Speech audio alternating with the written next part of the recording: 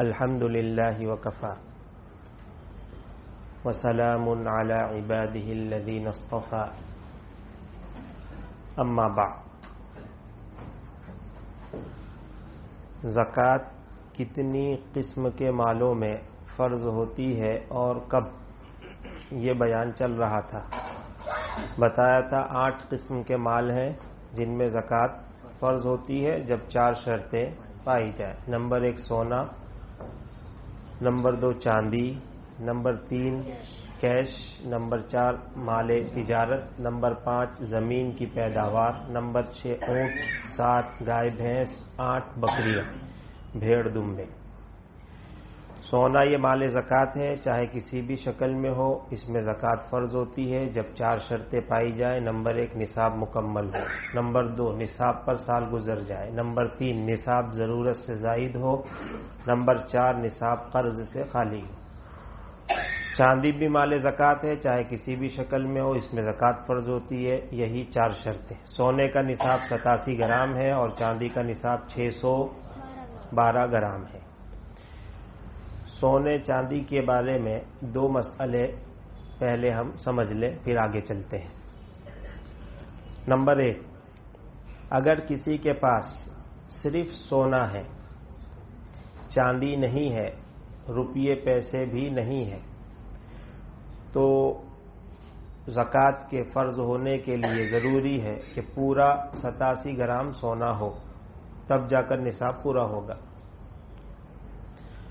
عورتوں کے پاس ایسا ہوتا ہے، بہت سی عورتیں گھر میں جن کے پاس صرف زیور ہی زیور ہے، روپیے پیسے وغیرہ کچھ نہیں، تو ان کے لیے ضروری ہے کہ پورا نصاب ہو 87 گرام یا اس سے زیادہ، تب جا کر زکوٰۃ فرض ہوگی۔ لیکن اگر کسی کے پاس تھوڑا سونا ہو اور تھوڑی چاندی ہو تو پھر سونا یا چاندی کے تابع ہوگا، یعنی سونا اور چاندی دونوں کو ملا کر یہ دیکھیں گے کہ چاندی کا نصاب پورا ہو جاتا ہے یا نہیں۔ مثال کے طور پر 1 تولہ سونا ہے اور 200 گرام چاندی، تو اب یہ نہیں دیکھیں گے کہ بھائی ایک تولہ سونا ہے ہمارے پاس، صرف 10 گرام سونا ہے، یہ تو نصاب کو نہیں پہنچا، اس میں بھی زکوٰۃ نہیں۔ 200 گرام چاندی ہے، یہ بھی نصاب کو نہیں پہنچتی، ماشاءاللہ اس پہ بھی زکوٰۃ نہیں آئی۔ پیسے کتنے ہیں کہ پیسے 5000 ہے، کہ 5000 تو 22600 سے کم ہے، ماشاءاللہ چلو اپنے اوپر زکوٰۃ نہیں ہے۔ خوش ہونے کی ضرورت نہیں، زکوٰۃ دیے بغیر نہیں، زکوٰۃ دے کے خوش ہونا پڑے گا آپ کو۔ اگر تھوڑا سونا اور تھوڑی چاندی ہے تو دونوں کو ملا کر یہ دیکھیں گے دونوں مل کر 612 گرام چاندی کے برابر ہو جاتے ہیں یا نہیں۔ 1 تولہ سونا ہے، 200 گرام چاندی ہے، تو دونوں مل کر 612 گرام چاندی سے زیادہ ویلیو کا ہو جاتا ہے۔ 1 تولہ سونا 28,000 روپے کا اور 200 گرام چاندی 6,000 روپے کی، مانو 6,000 روپے کی چاندی، تو 28 اور 6 34,000 روپے میں آپ 612 گرام نہیں 800 گرام چاندی خرید سکتے ہیں۔ اگر کسی کے پاس تھوڑا سونا ہے، تھوڑی چاندی ہے اور تھوڑے روپیے پیسے ہیں، تو تینوں کو ملا کر دیکھیں گے کہ 612 گرام چاندی یعنی آج کے حساب سے 22,600 روپے کی ویلیو کے برابر ہے یا نہیں۔ اگر کسی کے پاس تھوڑا سونا ہے اور تھوڑے روپیے پیسے ہیں، 1 تولہ سونا ہے اور 2,000 روپے ہیں، دونوں کو ملاؤ تو 30,000 ہوئے۔ 30,000 یہ 612 گرام چاندی سے زیادہ ہو جاتا ہے، لہذا اس پر بھی زکوٰۃ کیا ہو جائے گی؟ فرض ہو جائے گی۔ کسی کے پاس تھوڑی چاندی ہے اور تھوڑے روپے پیسے ہیں، دونوں کو ملا کے دیکھو، دونوں مل کر 612 گرام چاندی کے برابر ہو جاتے ہیں یا نہیں۔ اگر ہو جاتے ہیں تو زکوٰۃ کیا ہوگی؟ فرض ہوگی۔ یہ بڑا اہم مسئلہ ہے، عام طور پر لوگ سمجھتے نہیں۔ سونا اگر اکیلے ہے تو 87 گرام، اگر سونا چاندی کے ساتھ مل کر آ جائے یا روپیے پیسے کے ساتھ مل کر آ جائے تو پھر 612 گرام کی ویلیو کے برابر ہو جاتا ہے یا نہیں، یہی دیکھنا ہے۔ دوسرا مسئلہ، سونے اور چاندی کا استعمال زیور کی شکل میں عورت کے لیے جائز ہے، اور مرد کے لیے صرف چاندی، وہ بھی 4 گرام سے کم. لیکن زیور کے علاوہ کسی اور شکل میں سونے چاندی کا استعمال مرد اور عورت سب کے لیے حرام اور ناجائز. مثال کے طور پر چاندی اور سونے کے برتن بنا کے اس میں کھانا، چاندی کے گلاس میں پانی پینا، یہ مرد کے لیے بھی حرام اور عورتوں کے لیے بھی حرام. اس کو جنت کے لیے چھوڑ دو، سونے چاندی کے برتن وہاں ہیں، یہاں چھوڑ دو اس کو.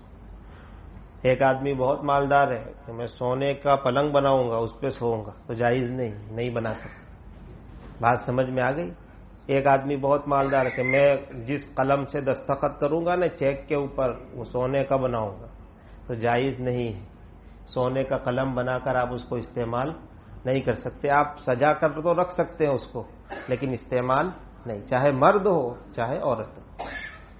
خیر، یہ مسئلہ بعد میں یاد آیا تھا تو میں نے سوچا آپ کے لیے یاد آیا ہے تو آپ کی خدمت میں پیش کر دوں. آگے چلیں. نمبر 3، کیش، چاہے کسی بھی شکل میں ہو. یہاں پر 2 مسئلے اور ایڈ کر لیجیے. نمبر 1، کسی شخص نے حج کے لیے رقم جمع کر کے رکھی، ابھی رقم گھر میں ہے اور حساب کا دن آ گیا جو آپ نے طے کیا ہے 10 رجب کا دن آ گیا، ابھی وہ رقم گھر میں ہے یا بینک میں ہے، یعنی ابھی ٹور والے کو آپ نے نہیں دی ہے، ابھی حج کمیٹی میں آپ نے جمع نہیں کی، آپ کے قبضے میں ہے، تو اس پر بھی زکوٰۃ فرض ہو جائے گی. پہلے آپ کو زکوٰۃ نکالنی ہے، اس کے بعد پھر آگے جو کرنا ہے وہ کیجیے. آپ یہ سمجھ کر کہ یہ تو پورا مال میں نے عبادت کے لیے رکھا، اب اس میں زکوٰۃ نہیں، اس میں پہلے زکوٰۃ نکالنی پڑے گی، اس کے بعد آپ اس کو دے سکتے ہیں. ہاں، اگر آپ نے حساب کا دن آنے سے پہلے وہ رقم ٹور والے کو دے دی، پرائیویٹ ٹور والے کو، اس کے بعد حساب کا دن آ رہا ہے، تو اب وہ آپ کے قبضے میں ہے ہی نہیں، آپ دے چکے، ادا کر چکے، لہذا اس پر زکوٰۃ فرض نہیں ہوگی. جو لوگ حج کمیٹی میں رقم جمع کرتے ہیں ان کے لیے ایک مسئلہ بڑا اہم ہے. حج کمیٹی میں مثال کے طور پر 3 لاکھ روپے بندے نے جمع کیے، اس کے بعد حساب کا دن آیا، تو پورے 3 لاکھ پر زکوٰۃ تو نہیں آئے گی، لیکن حج کمیٹی والے سعودی پہنچنے کے بعد 2200 ریال دیتے ہیں استعمال کی شکل میں. یہ آپ کا وہاں جمع ہے ایڈوانس، وہ آپ کو وہاں جا کر ملے گا. تو یہ جو 2200 ریال ہیں جو آپ کو واپس ملنے والے ہیں، اس کی قیمت نکال لیجئے اور حساب کے دن اس کو ایڈ کر کے اس کی زکوٰۃ نکالنا ضرور. جتنے بھی ریال آپ کو ملنے والے ہیں اس پر زکوٰۃ فرض ہے. اور ٹور میں آپ نے دیا ہے، پرائیویٹ ٹور میں، تو وہ کچھ واپس نہیں دیتے، لہذا پوری رقم پر زکوٰۃ نہیں آئی. اور حج ٹور میں اگر آپ نے حج کمیٹی میں دیا ہے تو پھر ریال کی شکل میں جو رقم واپس ملے گی اس پر زکوٰۃ دینا ہے.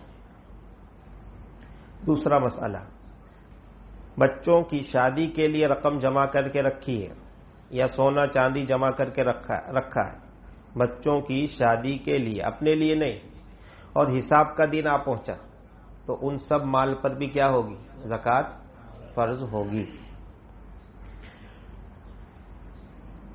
ہاں، بچوں کی شادی کے لیے سامان خرید لیا، کباٹ ہے، پلنگ ہے اور کپڑے ہیں اور چیزیں، سامان خرید لیا، تو پھر اس پر زکوٰۃ فرض نہیں ہوگی. کیش یا سونا چاندی ہے تو زکوٰۃ فرض ہو جائے گی.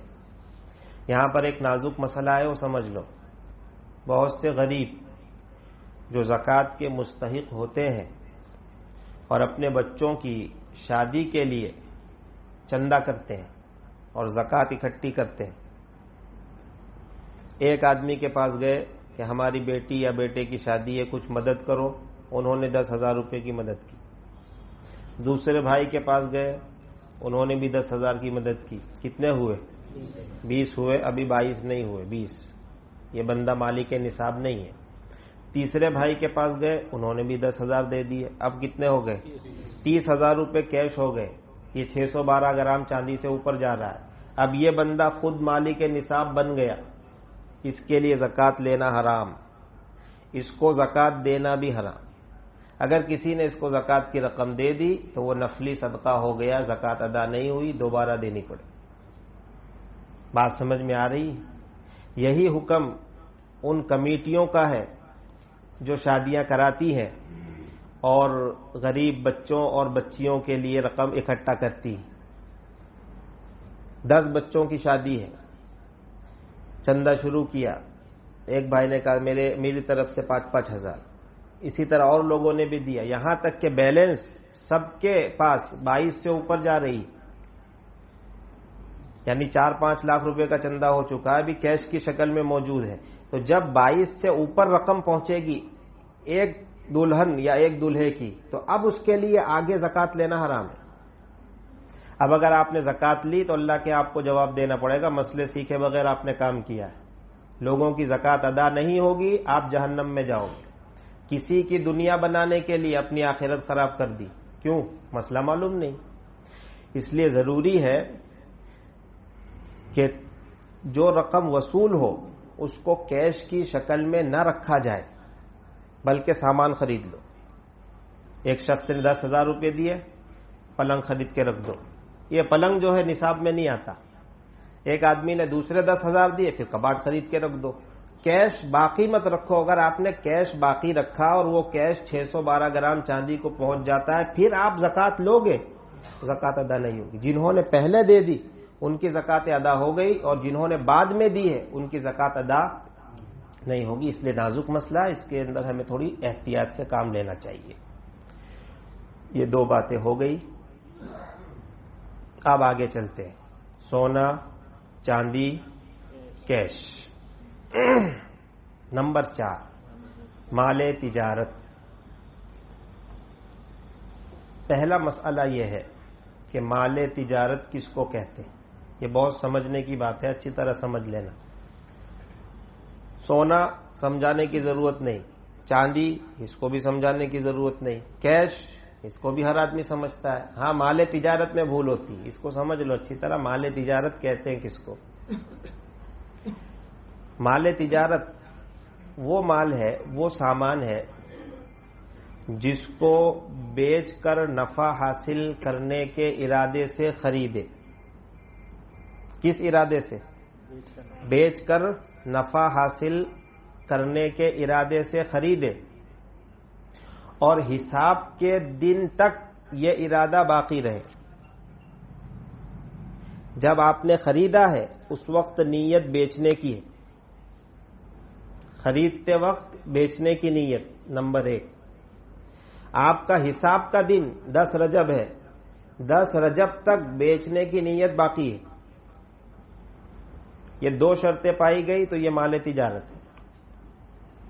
خریدا بیچنے کی نیت سے، اور یہ نیت باقی ہے باقی ہے باقی ہے یہاں تک کہ حساب کا دن آ گیا. ابھی وہی ارادہ ہے کہ بیچ کر نفع لینا ہے. گراہک نہیں مل رہا ہے، کوئی بات نہیں، جیسے ہی ملے گا بیچیں گے. تو یہ مال تجارت ہے. اب سمجھے مثال. ایک آدمی نے فلیٹ خریدا بیچنے کے ارادے سے. کس ارادے سے؟ بیچنے کے ارادے سے. خریدنے کے کچھ دنوں کے بعد بچوں نے کہا کہ ابا یہ فلیٹ ہم کو بہت پسند ہے، آپ اس کو مت بیچیے، اپنے رہیں گے اس میں. ابا نے مشورہ کیا گھر میں کہ بھائی کیا رائے ہے، کہ ہاں یہ رہنے کے لائق ہے، چلو اپنے اس میں رہیں گے. بیچنے کا جو ارادہ تھا وہ مانڈوال کر دیا، کینسل کر دیا، ختم. تو یہ جو فلیٹ ہے یہ پچھلے 2 مہینوں تک مال تجارت تھا،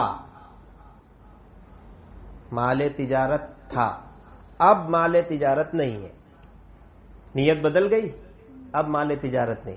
جس دن حساب کا دن آیا اس دن تو آپ کا اپنے لیے رہنے کا ارادہ ہے، بیچنے کا ارادہ تھا، ختم ہو گیا. تو یہ فلیٹ بھی مال تجارت تھا، اب نہیں ہے، لہذا اس پر زکوٰۃ فرض نہیں ہوگی. ایک بندے نے فلیٹ خریدا اپنے رہنے کی نیت سے. کس نیت سے؟ رہنے کی نیت. لیکن 1-2 مہینے کے بعد ارادہ بدل گیا کہ اگر اچھا گاہک آئے گا تو نفع کے ساتھ بیچ دیں گے، رہنا نہیں، تو یہ فلیٹ بھی مال تجارت نہیں بنے گا، کیونکہ خریدتے وقت بیچنے کی نیت ہونی چاہیے. اس نے خریدتے وقت بیچنے کی نیت نہیں کی تھی، بعد میں جا کر بیچنے کی نیت ہوئی ہے، تو بیچنے کی نیت کر لینے سے اب وہ مال تجارت نہیں بنے گا، وہ آپ کا ہے. جب آپ بیچیں گے اور کیش رقم آئے گی اور حساب کا دن آئے گا تو اس کو ایڈ کریں گے.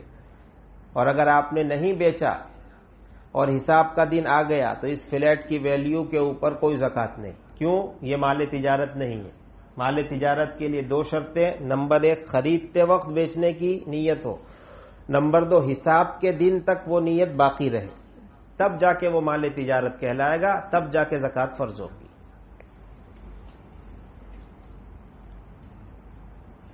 دوسرا مسئلہ، مال تجارت کی آج کی ویلیو حساب کے دن کی جو ویلیو ہے اس ویلیو پر زکوٰۃ فرض ہوگی. آپ نے کتنے میں خریدا اس کو نہیں دیکھا جائے گا، آج کی تاریخ میں اس کی ویلیو کیا ہے، یعنی اگر آج آپ اس کو بیچو گے تو کتنے میں بکے گا، یہ ویلیو کا مطلب. مثال، ایک بندے نے بیچنے کے لیے فلیٹ خریدا 15 لاکھ روپے میں، اور حساب کتاب کا دن آ پہنچا 10 رجب، اور آج بھی اس فلیٹ کی ویلیو 15 لاکھ ہے، تو زکوٰۃ کتنے پر آئے گی؟ 15 لاکھ پر. لیکن آج اس کی ویلیو بڑھ کر 17 لاکھ ہو گئی، تو اب کتنے پر زکوٰۃ آئے گی؟ 17 لاکھ پر آئے گی. آج اس کی ویلیو گھٹ کر 12 لاکھ ہو گئی، تو پھر کتنے پر آئے گی؟ 12 لاکھ پر. بات سمجھے؟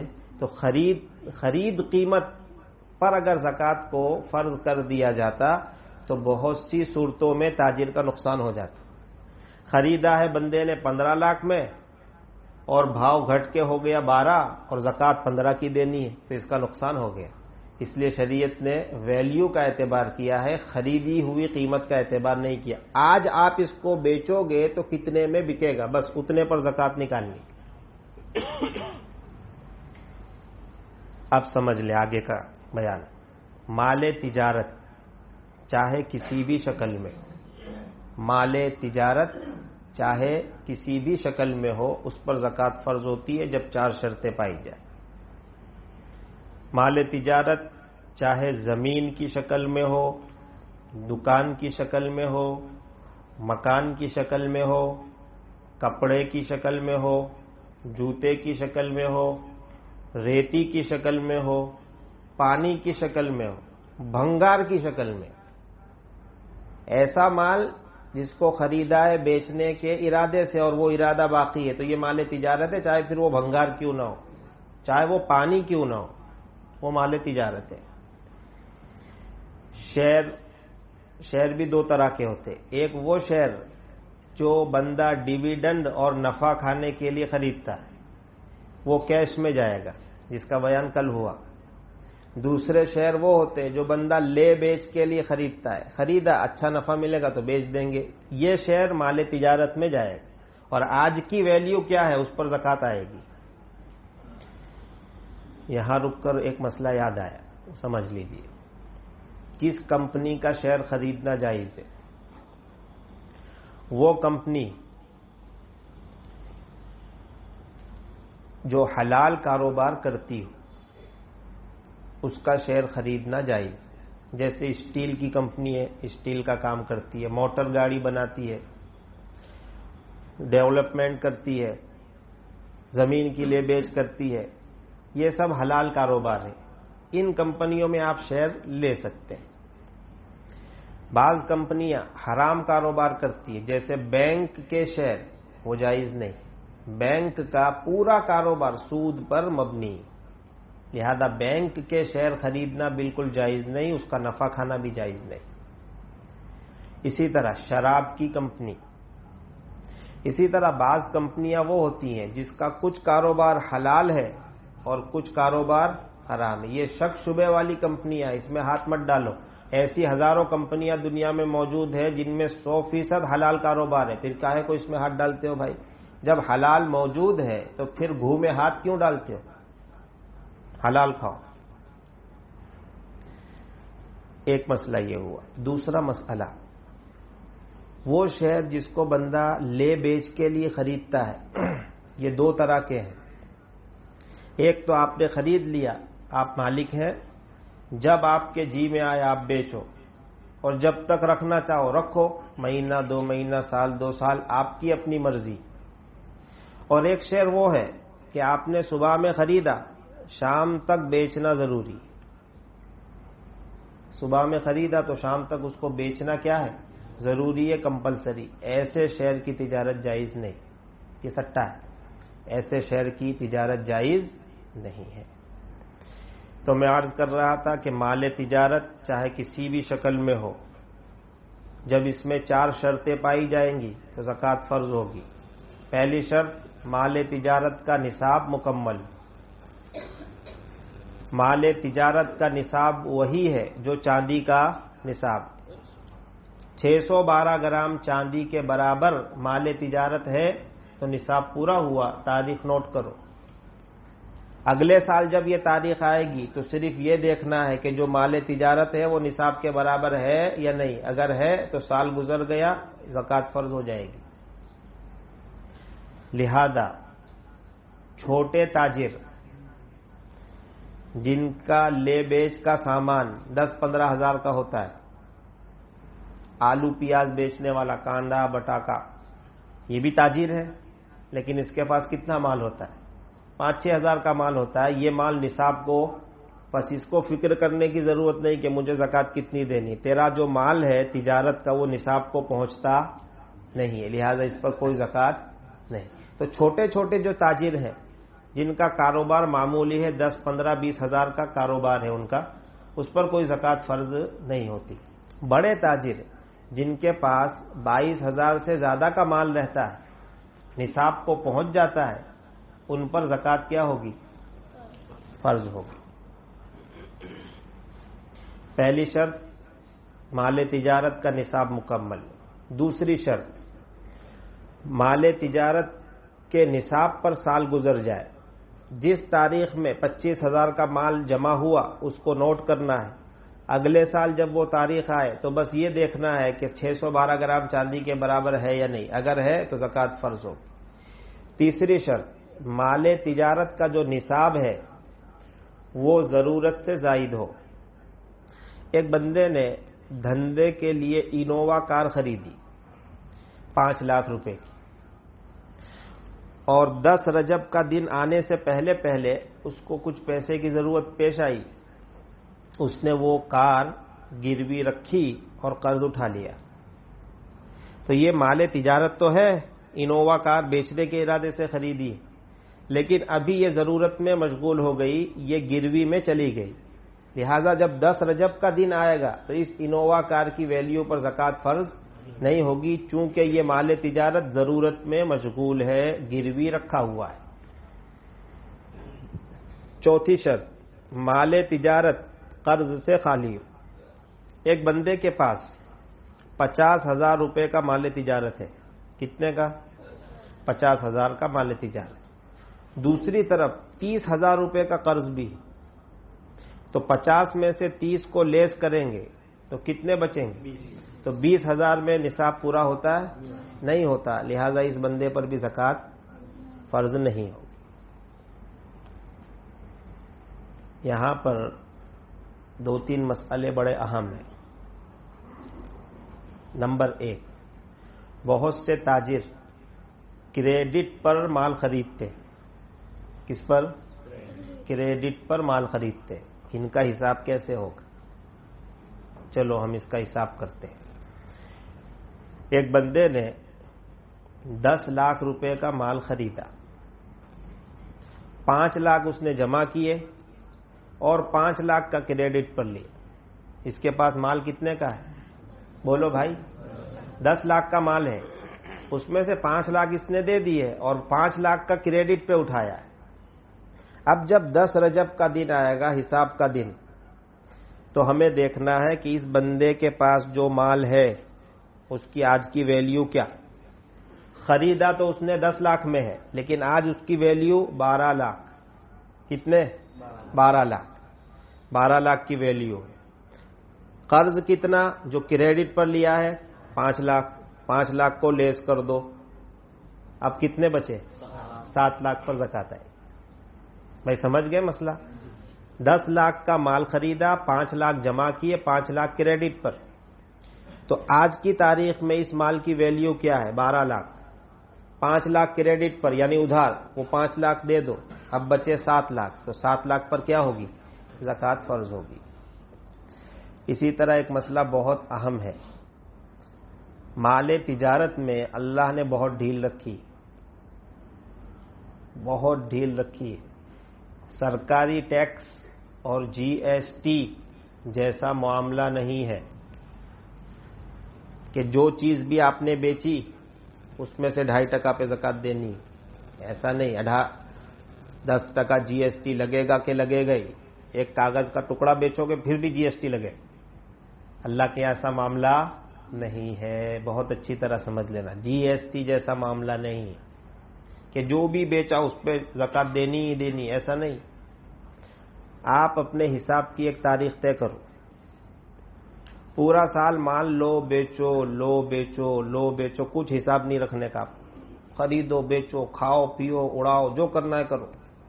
بس یہ حساب کی تاریخ جب آئے گی تو دکان بند کرو، اور آج کی تاریخ میں حساب کرو کتنا مال آپ کے پاس پڑا ہوا ہے اور اس کی ویلیو کتنی ہوتی ہے.